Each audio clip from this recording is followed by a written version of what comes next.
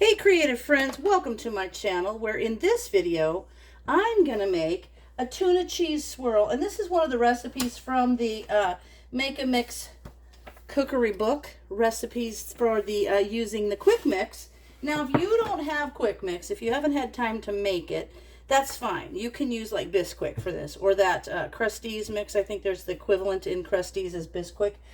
But I'm going to use the quick mix that I made, and if you want to know how, you can go back to my video. I did a 3-video series on quick convenience mixes, and this is the first one we did. So what I have here is, I have a jar of my amazing home canned tuna, so good. I have a can of chicken and rice, and it doesn't have to be anything super special, just chicken and rice. A third a cup of milk, a cup of peas, 1.5 cups of quick mix or Bisquick or whatever, and 3/4 cup of cheddar cheese. And this is not yellow cheddar, this is sharp white cheddar, and that's just what I had, so that's what I'm going to use. I've got my 1.5 quart casserole buttered and ready for the ingredients, and I have my oven heating at 425. So what we first have to do is basically, I'm going to mix some ingredients and put them in the casserole. Then I'm going to take the quick mix with the milk, and I'm going to make it into like a, you could even use the Pillsbury like biscuits, because that's basically what we're going to do here. Make something like that, roll it out, put cheese on it, roll it up, and then cut those and put those little swirls on top of the casserole. It's going to be so good. Okay, but first of all, I'm going to combine my tuna and peas and the chicken and rice soup. So that's what we're going to combine in here. We're going to combine those things. And here's my chicken and rice soup. And pop this guy open.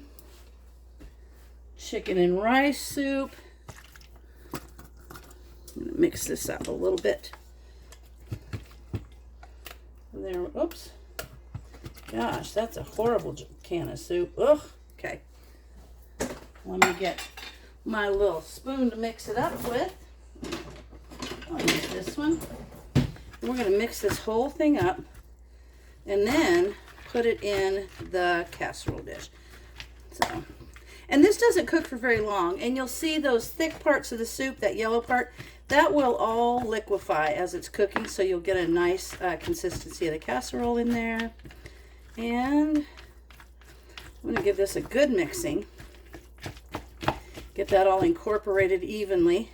Kind of like, you know, a tuna casserole, except for this will be quite a bit different. I like the fact that it's got the peas already in there. I'm going to serve it with a salad.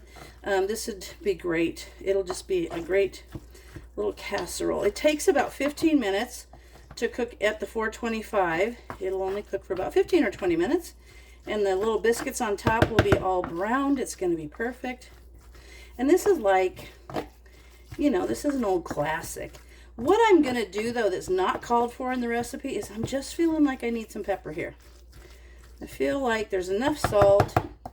You can put other spices in or herbs in if you want, but I'm feeling like I want a little pepper. So I'm going to put some pepper in there because I like a little pepper. There we go. That will help. That will help give it a little more flavor. I find a lot of times recipes are so basic because you've got to have basically, it's a base, and then you can beef it up a little bit. Like you could put anything else in here you wanted to, but there we go. That's nice and blended, mixed together. So I'm going to put that in the casserole. Try to do this so that you can see. Oh, you can't see, can you? There you go. Let's do it this way. Okay. I like these little round Pyrex casserole dishes. I think they're great. Love them. Okay.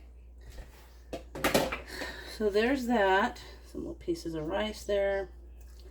I'm going to put that all down in there. And now, got my rolling pin out so that I could roll the dough. All right. There we have that, ready to go. It's kind of pretty. I like the colors. Nice green pop from the peas. You could probably put garlics and onion in here if you want. Be fine. All right, there's that. Now I'm going to take this container and I'm going to put my mix in there, and then I'm going to put the milk in there. I'm going to mix that up. I need a fork to do that with. So we're going to mix that up into a nice dough, which, like I said, if you have just the Pillsbury biscuits that are in the, you know, in little rolls that you just pop open, those would be awesome. Okay, that's getting blended nice.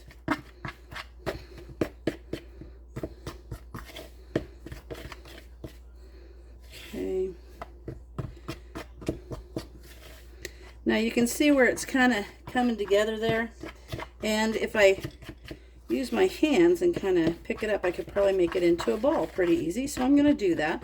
On the counter, I'm going to use a light dusting of flour. And I've got just a little bit left in the bag of my Bob's Red Mill unbleached flour, which I got to tell you guys, I actually have when we went to Bob's Red Mill, which was awesome. I did a video on that, but I got the Bob's Red Mill baking book. It's amazing. I need to start making some of those. I'll make some of those recipes too. All right, that looks good. It's all nicely blended. So now I'm going to sprinkle a little bit of flour out on the counter. There we are. That looks good. Kind of mix that around. And now I'll take this bunch of dough. You can see how it just comes together perfectly. See there? Get the rest of that in there. Okay. There we go. I'm gonna roll it. Look at that. So perfect. I love this dough. All right, so there I'm gonna make a long rectangle of this dough, about 1/4 inch thick. I'm gonna use my rolling pin, get these things out of the way. I think you can see that. Oh, I'm going to move you back a little bit. Let me move it all over. There you go. Now you can see. Okay, so we're just going to roll this out to about 1/4 inch. Doesn't have to be a huge piece, because remember, when you cut these in, they're going to have to fit in that little casserole around the top of it. Try to get that in so it makes more of a rectangle for us. There we go. Quick, easy dinner. And just toss it with a salad. It'd be a great thing on the plate, which is what I'm going to do tonight. We're going to have a salad. So your square needs to be about 8 by 12. I'm giving that a look. I think that that'll work.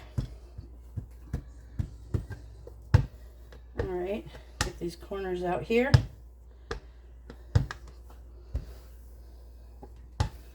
Alrighty.